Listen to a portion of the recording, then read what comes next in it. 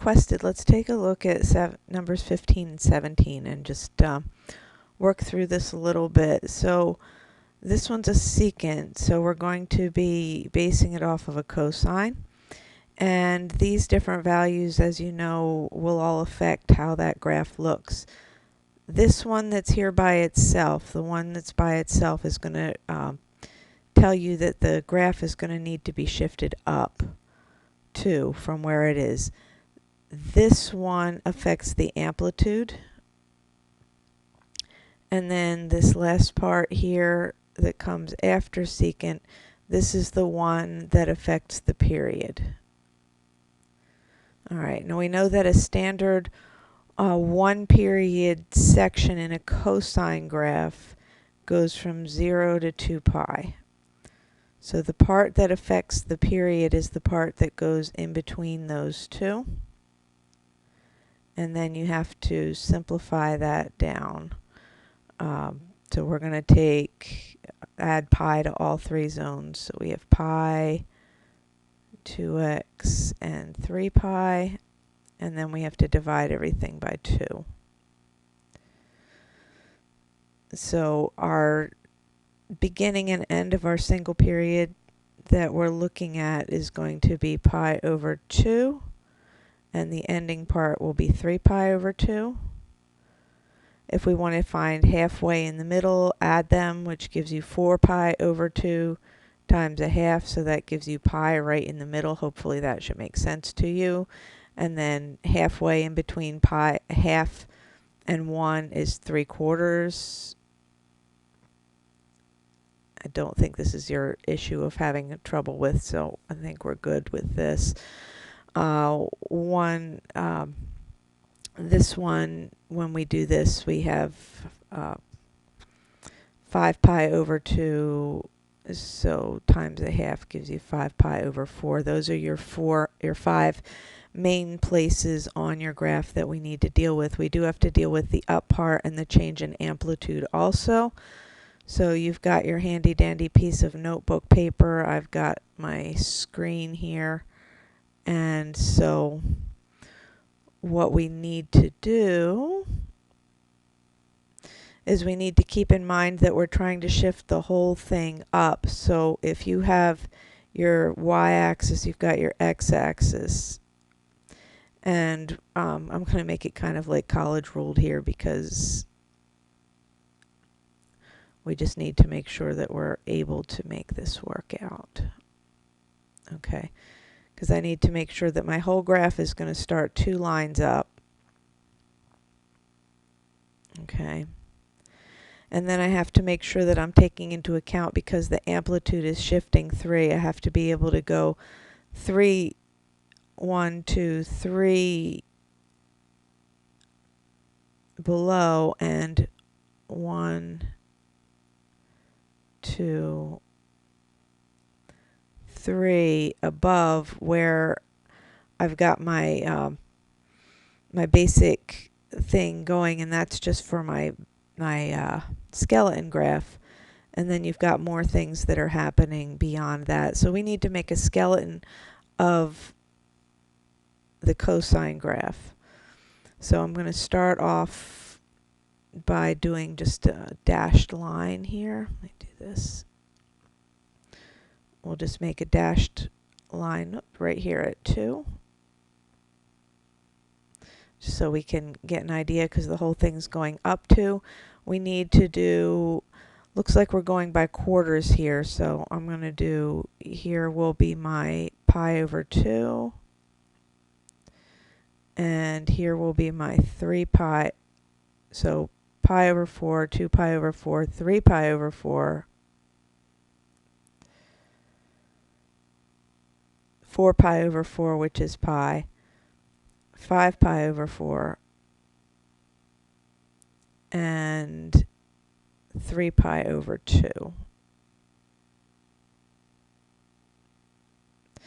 So our beginning and our end of our graph are going to be here and here, but keep in mind we're thinking about cosine. So remember, our basic cosine graph starts up and then goes down and then comes back up.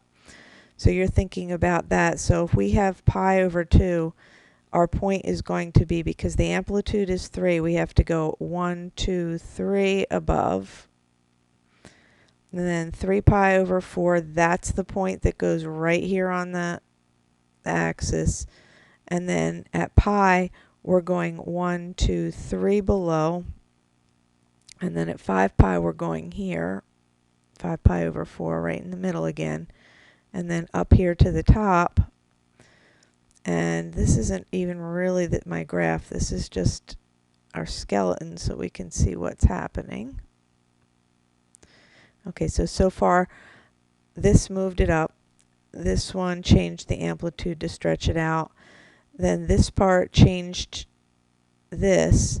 And keep in mind though, we're doing secant. Secant means that at the 0 points, or in other words, at the place where the middles are, that's where your asymptotes are going to be. So we'll have an asymptote dropped here at 3 pi over 4 and at 5 pi over 4. So far I haven't even graphed a single point that actually goes in the graph. I'm going to do that part in red. These points are actually part of the graph.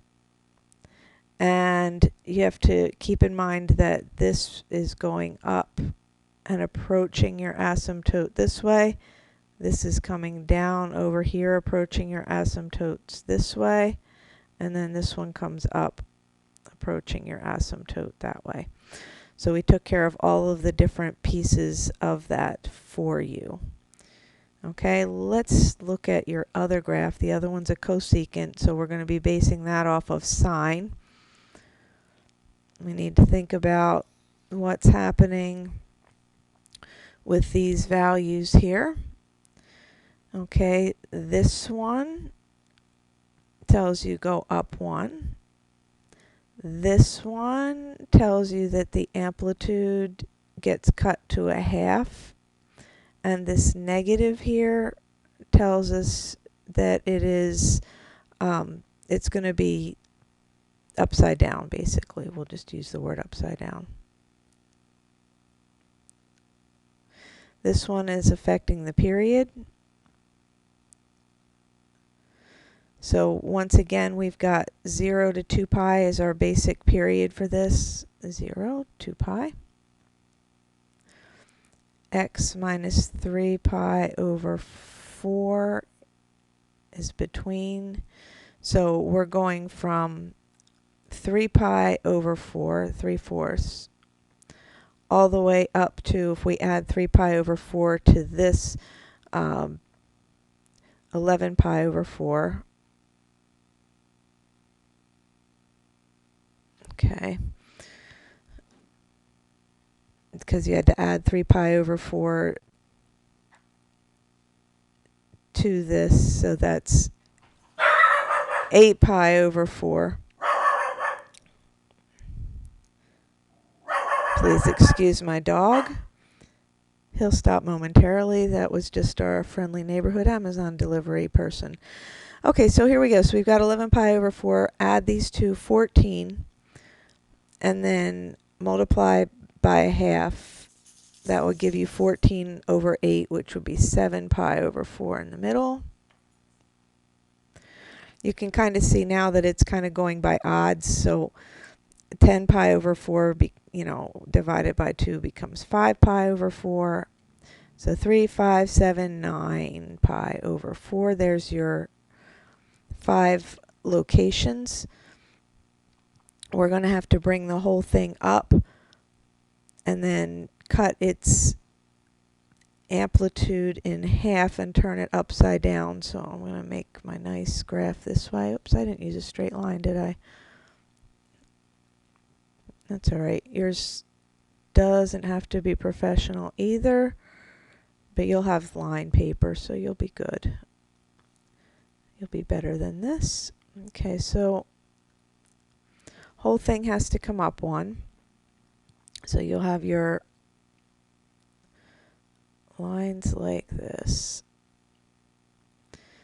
We're going to do our dashed part. Okay, here's our whole thing's coming up 1. In your standard sine graph, it looks like this, right? These are our middles in your standard sine graph, so it's got to look the same except for this pesky little minus, which turns the thing upside down. So our amplitude is 1/2 and it's upside down. So when we start doing these, let's go by pi over 4s. So 1, 2, 3 pi over 4, 4, 5 pi over 4, 6, 7 pi over 4, 8, 9 pi over 4, 10, 11 pi over 4. Okay, so we're looking to make our basic sine graph to get us started. So we're going to start at 3 pi over 4. Remember, that goes at our baseline point.